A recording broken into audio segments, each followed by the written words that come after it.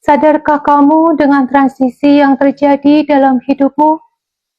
Bila kita mengibaratkan kejayaan, kepercayaan diri, optimisme, harapan, dan kesehatan mental sebagai masa terang, sementara hilangnya harapan, keterpurukan, dan penyakit mental sebagai masa kegelapan, ada transisi dari terang ke gelap, seperti transisi matahari terbenam, yaitu tidak terjadi secara tiba-tiba seperti mematikan atau menghidupkan lampu.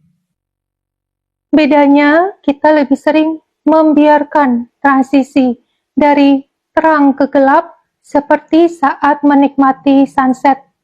Sementara dari gelap ke terang lebih sering kita lewatkan seperti sibuk bersiap-siap untuk beraktivitas di pagi hari.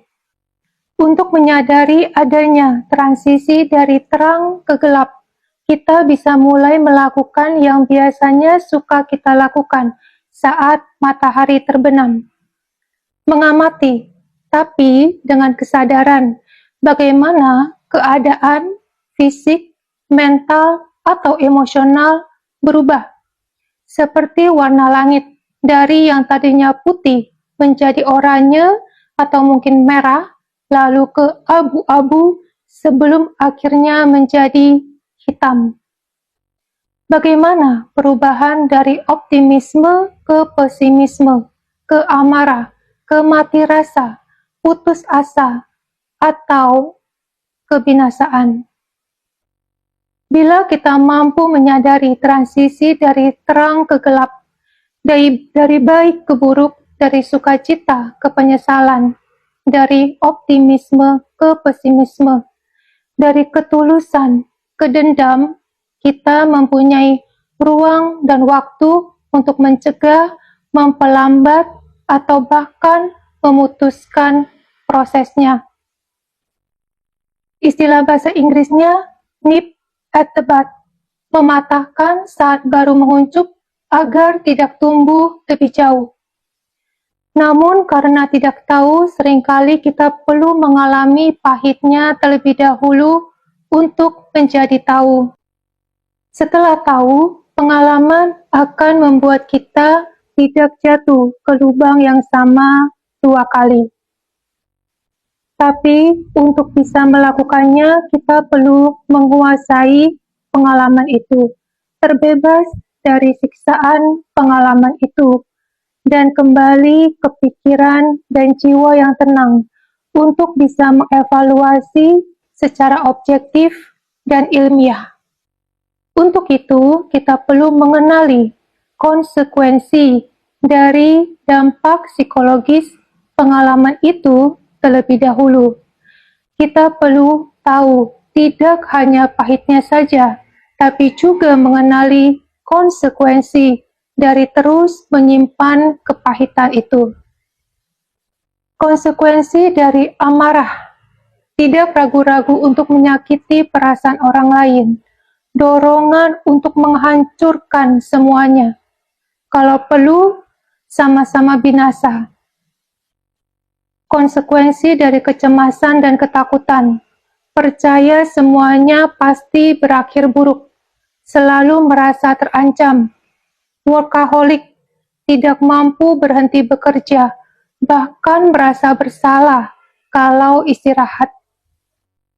Sudahkah kamu mengenali konsekuensi dari perasaan negatif yang membuat hidup jadi tidak tenang, tidak damai, tidak punya semangat hidup, memori memburuk, kreativitas hilang, bahkan sakit secara fisik?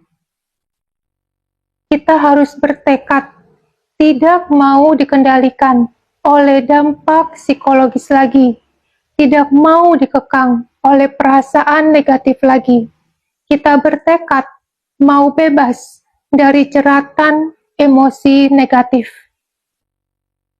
Kalau tidak, kita mungkin mencegah dengan cara yang ekstrim, berdasarkan dampak psikologis trauma, lawan, atau lari. Atau kita kembali ke kebiasaan lama, mindset lama, dan mengulang hal yang sama, penderitaan yang sama, kesalahan yang sama. Seperti korban yang selalu kembali ke pelaku walau sudah disakiti berkali-kali.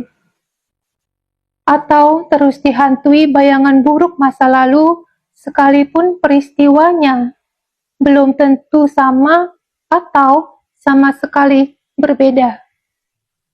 Kita tidak mungkin bisa menilai dan mengamati secara objektif dalam kondisi seperti itu, bukan?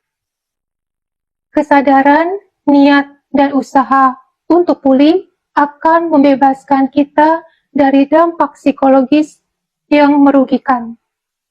Percayalah, sudah banyak teknik-teknik dan profesional-profesional yang tersedia untuk kesembuhan.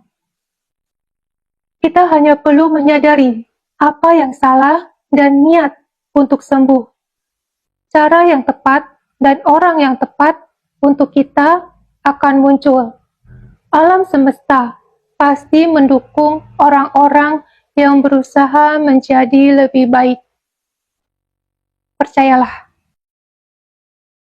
Ividere Sisi.